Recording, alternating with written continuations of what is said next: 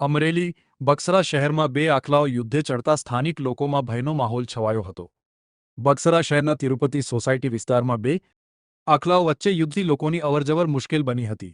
બક્સરા શહેરમાં 100 ઉપરાંત આવા આખલાઓના ભય હેઠળ લોકો જીવી રહ્યા છે। નગરપાલિકા સદસ્ય દિનેશભાઈ હડિયલે આવા રેઢિયાળ આખલાઓની દૂર કરવાની માંગ કરી હતી।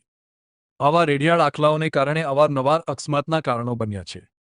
કોઈ મોટી દુર્ઘટનાઓ બને તે પહેલા આવા રેઢિયાળ આખલાઓને દૂર કરવાની માંગ પ્રબળ બની છે।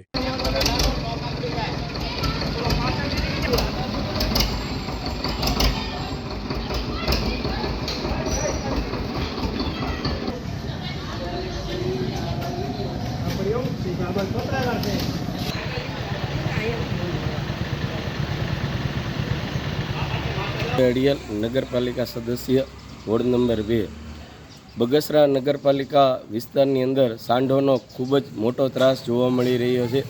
હાલ અમારા વિસ્તાર તિરુપતિની અંદર બે સાંઢો બાંધી રહ્યા હતા। સવારના 8થી 1.5 કલાક જેવો સમય થયો છે। લોકોને અવરજવરમાં પણ ખૂબ જ હાલાકી પડી રહી છે। તો મારી તંત્રને અપેક્ષા છે કે તરત જ આની પાસે કાર્યવાહી કરવામાં આવે અને આ સાંઢોને બગસરા શહેરમાંથી દૂર કરવાની વ્યવસ્થા કરવામાં આવે।